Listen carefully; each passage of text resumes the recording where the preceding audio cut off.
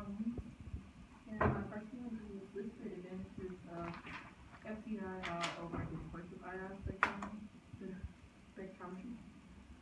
The first one is a multiplex advantage. Many scans can be completed and combined on an FTIR. An interferometer in an FTIR instrument does not separate energy into individual frequencies. That's interferometer. I'm gonna help. As usual, I'm gonna help out pronunciation. Interferometer. Interferometer in an FTIR instrument does not separate energy into individual frequencies or measurement of the IR spectrum. So every stroke of the moving mirror in the interferometer equals one scan of the entire spectrum, with each point in the interferogram. Is that right? Yes, ma'am. Containing information from each wavelength of light being used. Also, individual scans can be combined to give a better representation of the actual absorbance of the spectrum. And the disadvantage of dispersive IR is, in dispersive IR, every wavelength across the spectrum must be measured individually instead of the combined one that's in FTIR.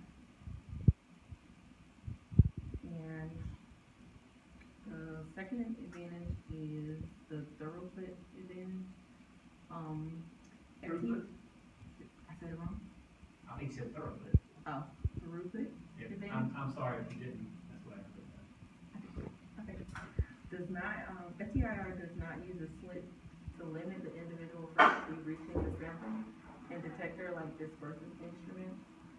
There's fewer mirror surfaces in FTIR that will result in less reflection losses. More energy reaches the sample and detector in FTIR scanning. And the signal to noise ratio of IR spectrum in FTIR is higher than the signal to noise ratio achieved on a dispersive instrument. This will allow sensitivity of small peaks to be greater and details in the spectrum will be clearer and more distinguishable. The disadvantage of dispersive IR is the slit on dispersive instruments must limit the amount of energy that reaches the sample in order to measure data points spaced closely together on high resolution spectra, which will result in a poor quality spectrum. So FTIR is better.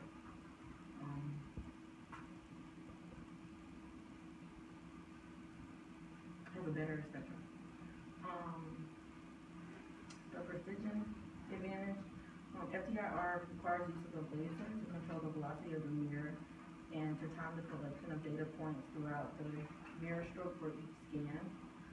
The laser is the source of wavelength calibration within the instrument, so it has internal calibration, and accuracy and precision in IR spectra are better in FTIR. The disadvantage of dispersive is that it has to be externally calibrated, so it'll kind of be off. But the FTIR has an internal calibration, so it's not manually done. It's done within the inside of the instrument. And the second question that I had was, describe how ATR works to give an IR absorption spectrum. ATR stands for attenuated total reflectance. Did I say that right? It's the interaction of evanescent, did I say that right? Evanescent wave with the sample that provides an IR absorption of the spectrum. And in our book on page 276, there's a picture that's similar to the thing that we had in lab. Here's a marker.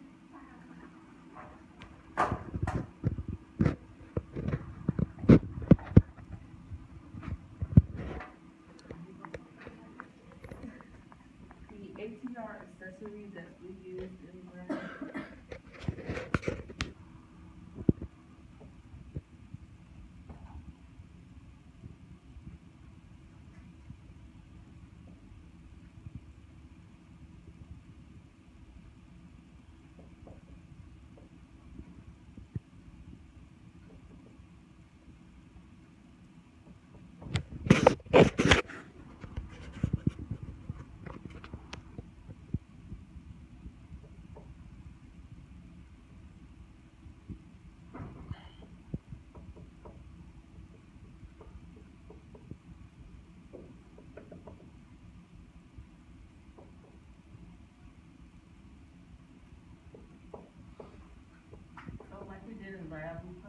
example on top of here and rubbed it across. But, the book says if a sample of material such as squishy polymer or rubber or liquid is placed directly against the IRE,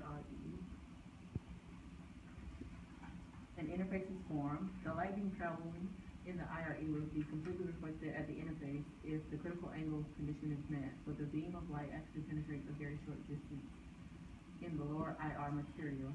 This penetrating beam is called the evanescent wave, and that's how you get the IR absorption of the spectrum.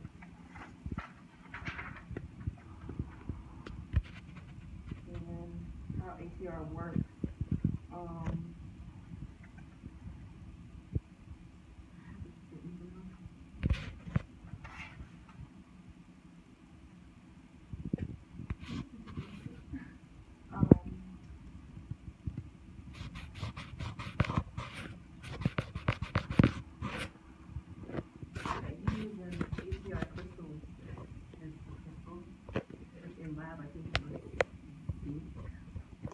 Zinc selenide.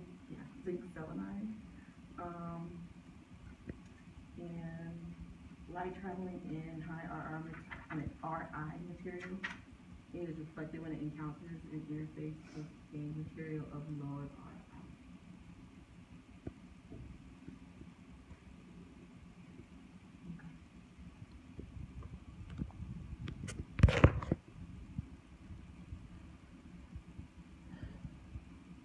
Who's got questions?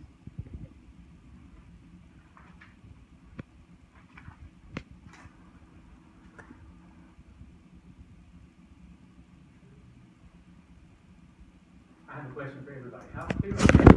Go back to the first other two advantages of FTIR, and then down at the bottom, precision advantage, use of the laser, internal calibration, better accuracy and precision. You guys have a good feel for that? You guys are aware that there are lasers inside our FTIR spectrometer. They're not the source of radiation, because you're measuring absorption in the infrared region. The lasers inside aren't IR lasers. The most popular ones are, maybe you know, maybe you don't, but the most popular ones are visible lasers, just basically the helium neon lasers with 600 and something nanometer light, not pretty bit light. But it's not there for purposes of exciting your sample. It's there for all kinds of other purposes. Right? And there are a few of them listed. I'm wondering if you have a good feel for it. This is where some graphics would help so much. You read from some prepared notes. I have a comment for you about that. And everybody, I think y'all heard me say before, but that the format of a technical presentation, these chalk talks being one example, as they gear up for the big oral presentations at the end of the semester. But if you haven't already, please look at the guidelines for oral presentations. I'll remind you again that technical talks, no matter where they're happening, including at national meetings by world-renowned scientists, they are conversational in training. So that's why it's a good idea to avoid, this amount of text on a slide is fine, right? It's there to guide you. But what you're not supposed to do, and I bet y'all have heard many oral presentations before. Ever been to one where and this is not you, where the presenter pops up a slide, it's full of text, and they read the text to you. Okay, that's not very helpful. I mean, you could read the text, right? Or they pop up a slide and it's full of text, and so you're trying to read the text, and they're talking, and it's like, well, you're having trouble. Should I focus on what the presenter is saying, or should I be reading the text? Right? So we should minimize the amount of text, use it to guide our talk. Also, picture worth 1,000 words, you better believe it, right? I mean, the slides of a presentation, an oral presentation, they are there to give you extra information, and so supporting graphics wherever possible. There's nice supporting graphics in our textbook or any other resource about how it is. You said, go back to the section, you've got some prepared notes there, right? No, not on the slide, but yeah, I think you were reading from prepared notes, right? You have prepared notes about what the precision advantage used the laser. It said something there about timing. I think this version is slower than FTIR. That has to do with individual. Well, the precision advantage, the use of the laser. Did I not hear the word timing? I didn't put timing down. about the mirror position. Oh. I hope I heard that. Okay. Either that or And to the I. time, Oh, say what? to time the collection of data points. There you go. You were timing the collection of data points. Now, if that doesn't, if that was the first time I heard this, or even if it's the second or third time I heard it, and I maybe read up on it, I'd still be a little fuzzy. Me, I've been thinking about it a long time. So in my mind, boom, I can see that laser interferogram traced out. I can see little dots on there indicating zero crossing points, etc. But that's, again, this is a concept. It's a little abstract and really graphic helps so much.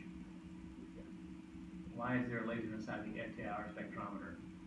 Well, so that you can reproduce, so that the electronics can reproducibly sample the infrared source interferogram at precise, repeatable positions of the mirror. How do you know where the mirror is? At what time? Well, you have a reference interferogram generated by that laser. It's all kinds of really cool, groovy stuff. And rather than take out even more time of our Chalk Talk session, I'll just let you guys know that the section on this in the Robinson text is helpful. There are other spots that are helpful as well. I don't know, I'm not sure what Ms. Suggs might have in store for us. It'd be relevant to the problem that one problem you're presenting.